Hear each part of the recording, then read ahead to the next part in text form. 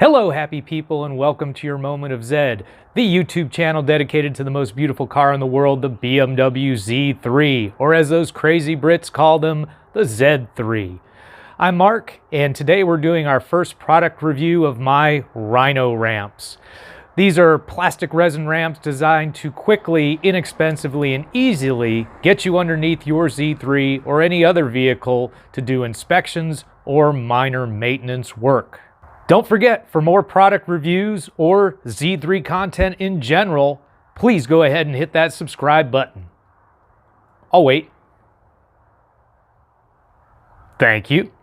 Soon after purchasing my Z3 New Blue, I needed a way to get underneath her for a quick inspection. Now, in my automotive dream world, I would have simply drove her into my custom shop, put her up on the lift, and strolled comfortably underneath and checked her out. However, my reality is like many of yours, I'm sure. I have limited time, energy, and money to work on my car. And the main limiting factor is money. So enter the Rhino Ramps. Rhino Ramps sell for about $40 to $50. I bought mine at Advanced Auto. You can also find them on Amazon, and randomly at Walmart the other day I saw that they were for sale there as well. I'll put links to all these places in the description. Rhino Ramps come in two sizes or ratings: for vehicles with a maximum gross vehicle weight of 12,000 pounds or for vehicles with a maximum gross vehicle weight of 16,000 pounds. I bought the pair for the 12,000 pound vehicle. Now understand what that means. The manufacturer is looking at you having a maximum vehicle weight of 12,000 pounds and putting either the front two wheels or the back two wheels up on a pair of these ramps.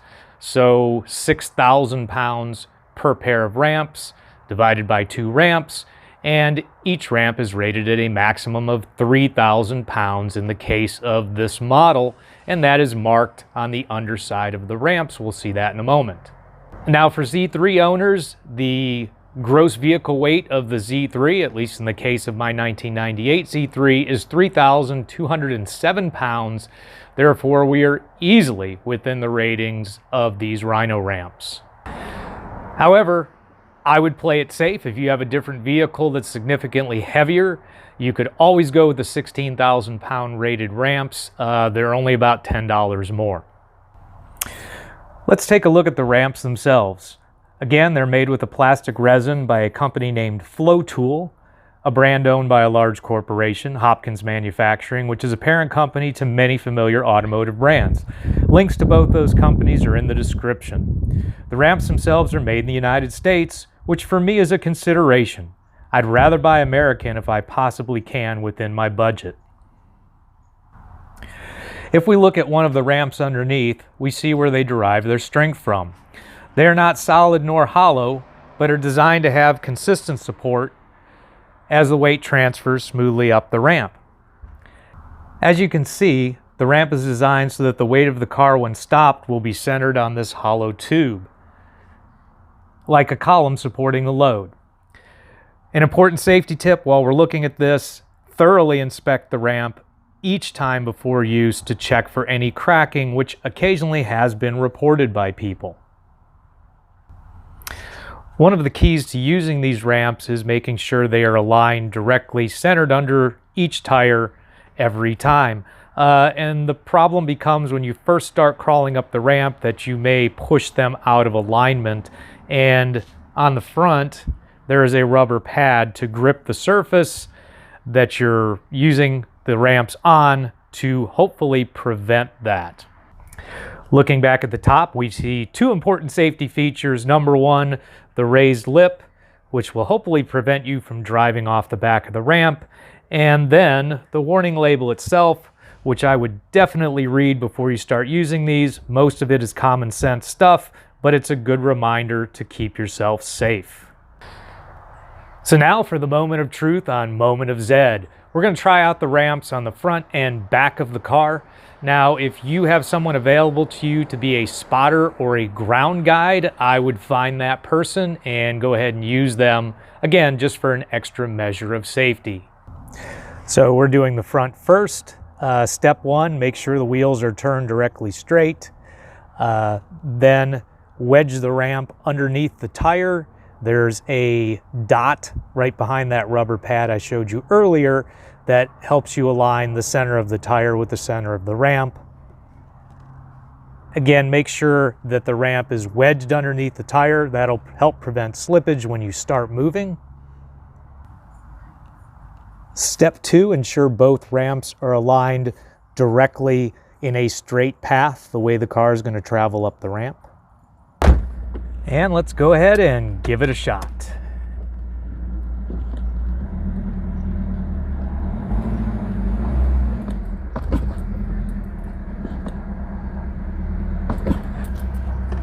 And there we have it, just like that. Turn off the ignition. Obviously, you want to be as safe as possible when you're going to go work under your car.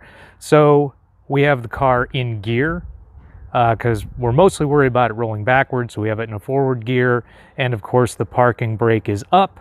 Obviously, if you own an automatic vehicle, you would have the transmission in park. Again, as I said, safety first. So I have wheel chocks forward and back on one tire. If you really want to go crazy, you could put them on both back tires. And what do you get for your efforts? Well, you get about 1 foot 4 inches of clearance underneath the front lip on the Z3, which should be enough space to do fluid changes or minor repairs or inspections. So moving to the back, I've done the same procedure. I have the ramp centered on the tires, wedged under the tires so they don't slip, and I've made sure they are aligned with the path of travel of the vehicle. And here we go, back wheels reverse.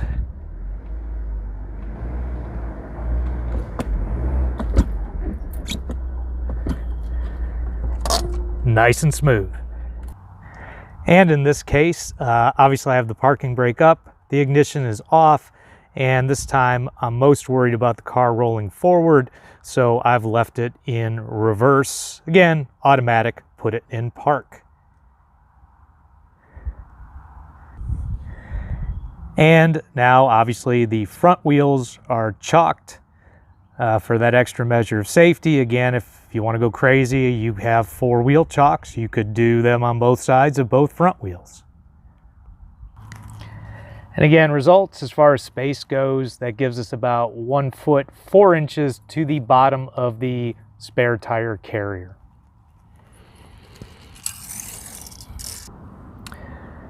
Now I've placed this jack stand underneath the car in the rear, underneath the differential, not as an illustration of where to put a jack stand necessarily, but as an illustration of the fact that you should always have a backup for your primary means of lift anytime you're underneath a car.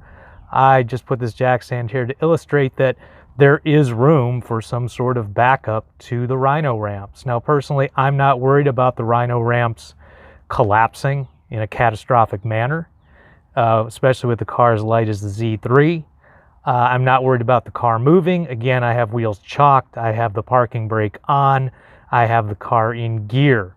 So it's got an awful lot of momentum to overcome, or would have to have a lot of inertia, to overcome to actually move. But you should always have a backup if you feel safer. There is room underneath the car. Again, this is not to show you where to place a jack stand or any other backup form of safety for getting under the car, but just an illustration that the room is there. So, one final note on the Rhino ramps, and one thing that's very convenient about them is they are nestable or stackable. So simply stack one on top of the other, they fit together real nice. And if you're someone like me who has more stuff than garage, that's very convenient, will take up a little less space. So final opinion, final verdict on the Rhino ramps. If you are looking for an inexpensive, easy solution to work under your car on things like inspection, minor repairs, or fluid changes, these things really fill the bill. As far as strength, as far as trust, I believe they're strong enough, especially for a light car such as the Z3. I trust them. However, as I put in the video, I would always have a backup of some variety just to be safe. Beyond that, follow all the safety procedures you would use for lifting any vehicle and working under any vehicle. Be on a smooth, level, dry surface. Make sure that once the vehicle is up on the ramps, that you put the transmission in park or leave it in gear, set the parking brake, shut off the ignition, and chock the wheels. And as I said before, if you can and you have a spotter available to you, then you should go ahead and use that spotter just to make sure that you stop once you hit the stops. So if this information has been helpful to you, if you could please be helpful to me and just go ahead and hit that like button, I would certainly appreciate it. As always, thank you for your time. Until next time, drive safe.